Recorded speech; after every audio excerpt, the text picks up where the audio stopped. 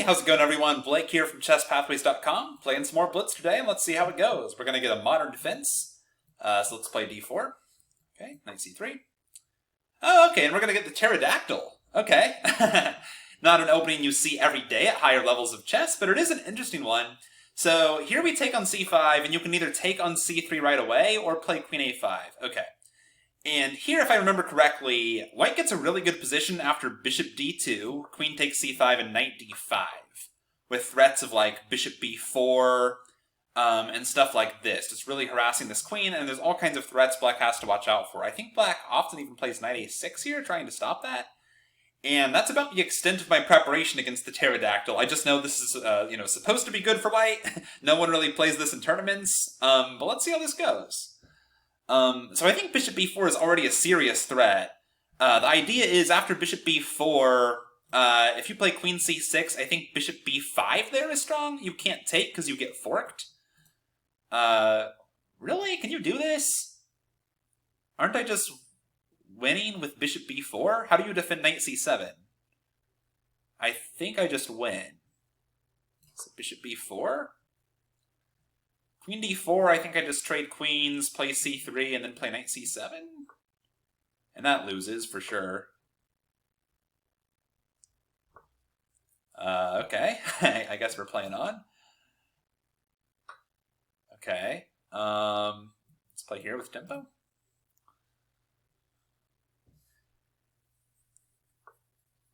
Okay. Okay, I guess they're going to make us play this out. I guess just 93. Now the bishop's kind of bad too. Locked in behind the pawn. Okay, thank you. So we can play another one. Very good idea to know there in this Pterodactyl. We can just very briefly take a look at this. So self-analysis. So it starts out as a modern defense, but then after knight c3 they play c5. This is called the Pterodactyl defense. So d takes c5, and now bishop takes c3, I think, is the better choice here for black. Bishop takes c3, b takes c3, and you're up a pawn, but you have triple pawns. And I know there's a line here that goes queen a5, and now you play queen d4, I believe, forcing knight f6, and now I believe you play queen b4. And if they take, of course, they straighten out your pawns. They can take on e4 if they want it, but this is still really good for you, so they often come back. And now your queen just kind of hides on a3 where it defends everything. You have triple pawns, but you're still up a pawn. You can play f3 to stabilize this guy. It's not supposed to be great for black, but it is kind of a fun little surprise weapon. And then the other variation here, where they don't take on c3 and play queen a5 right away, I feel like bishop d2 and knight d5 is a really, really good option here for white. I'm kind of surprised black didn't know this if they play this Pterodactyl regularly, because I think this is the best line for white. I'm kind of curious how often this is played, but you see the white win rates are insane. Like 70%, 60%, 100%. White does it very, very well. And yeah, knight a6 is almost always played. Trying to remember what the main move here is. Just knight f3, I guess, makes sense. Because now bishop b4 can't be played. e6, bishop c3. Okay, that's a good way to respond to this e6 kind of threat. Bishop takes c3, knight takes c3. Certainly looks very pleasant for white. I mean, black is very weak on the dark squares. Doesn't look like a pleasant option here for black. The knight's on the rim. The queen doesn't make too much sense. So that's how you play against the Pterodactyl. Hopefully next time someone tries that against you, you will be ready.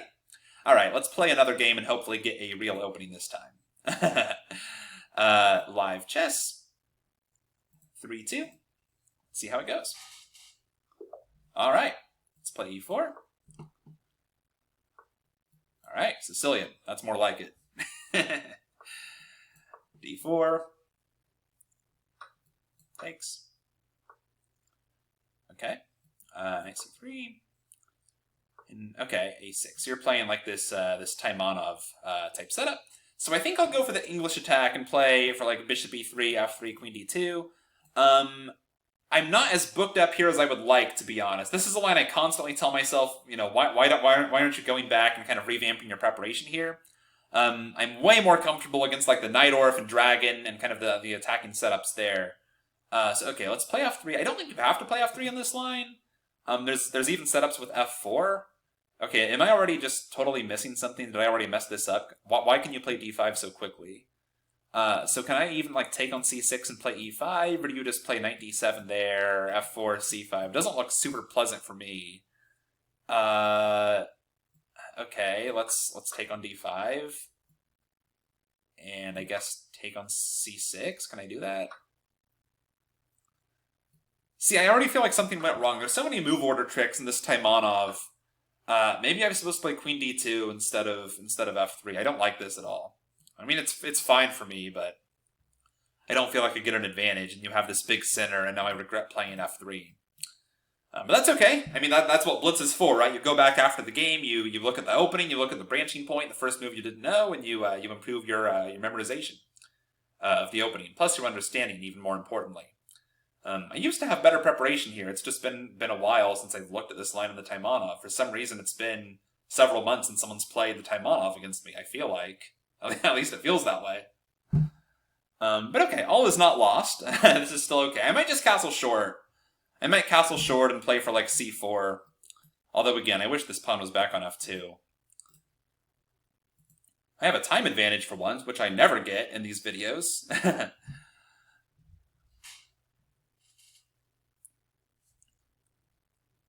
So how's black gonna play? If I was them, I mean, bishop d6 makes sense. Bishop b7 might even make sense.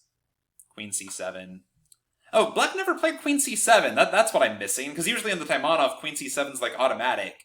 They tricked me somehow by omitting queen c7, and they got this extra tempo to strike in the center. So I'll have to look into what happened there, and maybe how to punish them for not playing queen c7. Okay, interesting. I'm not sure I would have done this if I was black. I feel like I'm just getting some tempos now.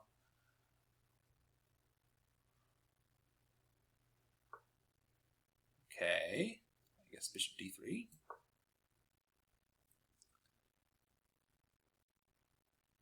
You're probably going to move this bishop, we're both going to castle, and now it's going to be about, can I strike at this big center you've built? Or I could even try to attack, possibly. I could play like bishop c2, queen d3, but it feels really artificial when you have the big center. I guess I could still argue this bishop's not such a great piece, at least for now, but you're going to move it. Where do I want my rooks? That's kind of a big question here. I'd love to stop e5 if I can, but I can't. Well, unless I can stop it by putting enough pressure on d5 that you can't play e5. What if I play bishop c2? Although, I also like this bishop eyeing your isolated pawn, but that's probably just not realistic. I can't win that pawn. So let's play bishop c2. See what happens. Where does the queen go? It can't come to f4 or h4, which is nice. I guess it can come to f4, and we trade queens, I guess. I don't really mind that. Okay, that's fine. Okay.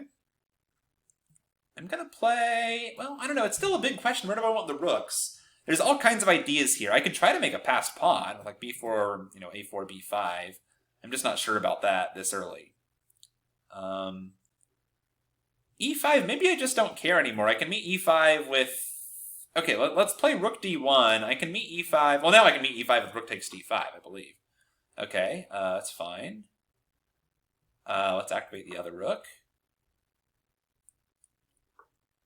Okay, so you wanted the bishop active on e6. Makes sense. I kind of want to open a file so I can swap some rooks and point out the weakness of a5 with like bishop b6 or something. It's just not that easy to do, is it? Let's swap light bishops. Bishop d3. I'm okay with this. And I wonder if I can make a4 and like bishop b6 work. Probably not. b2 could even be a target here in some cases as well. I don't know that I should be worse here, though, even though black has this big center. I think I'm fine.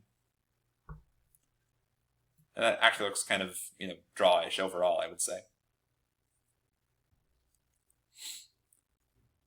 If you play a4, I have rook d4, so I don't think you can go for that. Okay. Can I go for rook d4, rook a4? There's just no way to increase the pressure, though. I can't play like bishop e1 to go after this pawn, unfortunately. Let's play g3. I just want my king maybe off the back rank. Although, I'm not sure what it really helps. I'm just kind of playing off instinct. Back down to 42 seconds. Gotta play a little faster. Yeah, I think it's fine for white. It's just I don't really feel like I got any opening advantage, which I never like. Okay, b3.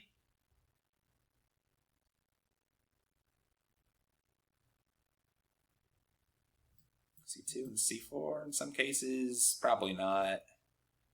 I do have to watch out for my potentially weak c-pawn, but I kind of like this idea of just putting the bishop on d4 now. It's very active there. I just have to make sure you can't play e5, which I don't think you can. And I have everything under control. I'd probably rather be white here. Just this bishop on d4 looks really nice. Back up on time now, too. Okay. We definitely have to stop e5, right? Okay, let's just activate the king a little bit, I guess. Although, maybe I don't want it on f3, just in case you ever do play e5, somehow you have, like, the e4 idea. Okay. Maybe not g4, because then you might strike with g5 followed by e5, huh? So let's just target this pawn. I'd love to mix threats against, like, the e-pawn and the a-pawn, but there's just no way to, I don't think. I don't know really what I want to do here, other than just stop your pawn breaks and, I guess, make a draw. I'd love to do more. I'm just trying to see what I could potentially do. Okay, let's play h3. Maybe play g4? Although, again, I'm kind of skeptical about moving this pawn. Maybe even this was bad. Can black play like this, g5, and then e5? I have to watch out for those kind of ideas. Okay, I'm just going to play off instinct and see where it leads me. Okay. That's kind of annoying. Yeah, why did I allow this? Now you just have d4. That was really dumb.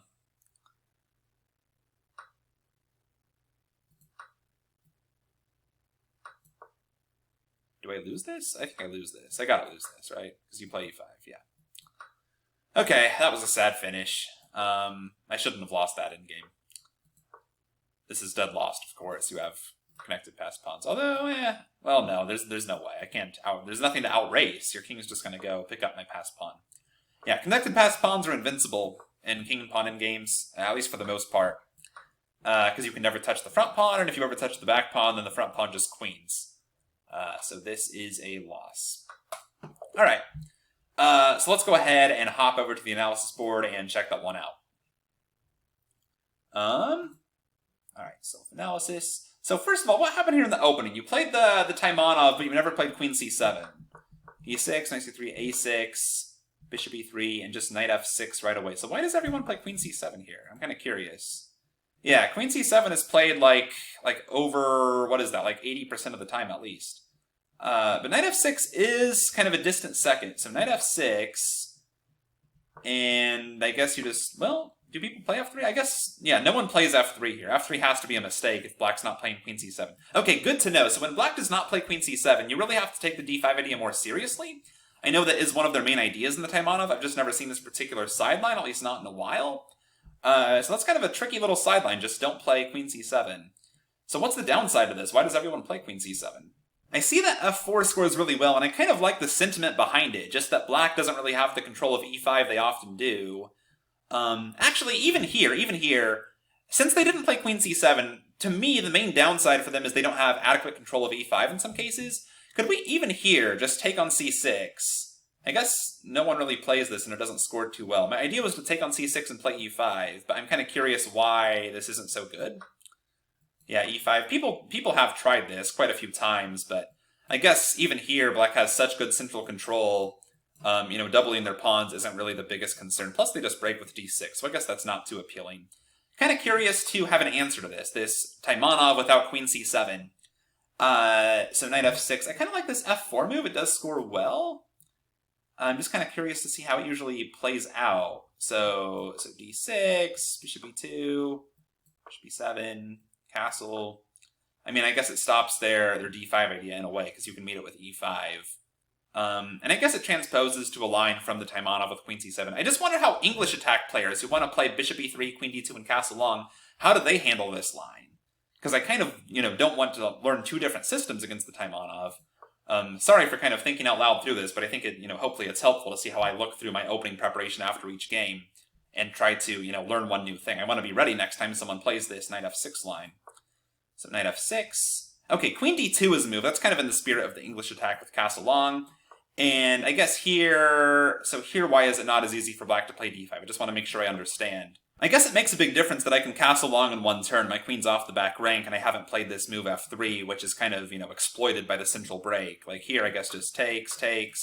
If you take, you get an IQP, which I'm happy to play against. Takes. I mean, here, even maybe just c4 and castle long looks reasonable. So good to know. There was no need to play f3 there.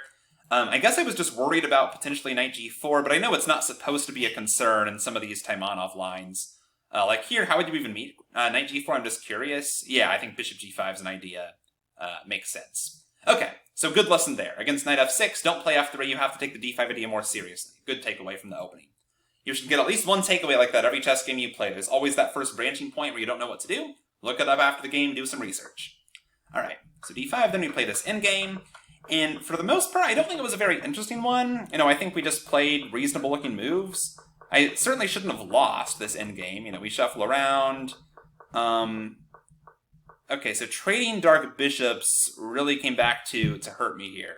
I guess I got kind of lulled into a false sense of security here, thinking this bishop would defend c3 forever, and that's not the case. Black can trade it off, so I should have been more careful about how I was organizing. I don't think I was really doing anything, playing like king f3, h3. These moves just look pretty, they don't do too much, so if I had more time, hopefully I would have thought about black's plan and tried to organize a defense to make sure I'm not just losing the c3 pawn. The c3 pawn could be weak, but there's no reason I should lose it outright. There's no excuse for that, other than, it's blitz and, time trouble. But after this, I guess I can't defend my pawn, because, I saw that rook c2 runs into d4, it's just, what else do you do? Nonetheless, I probably should find a way to lose the pawn without trading off all the rooks, because of course the king and pawn endgame can't be salvaged. Maybe just play like c4 or something and try to stay alive even down a pawn.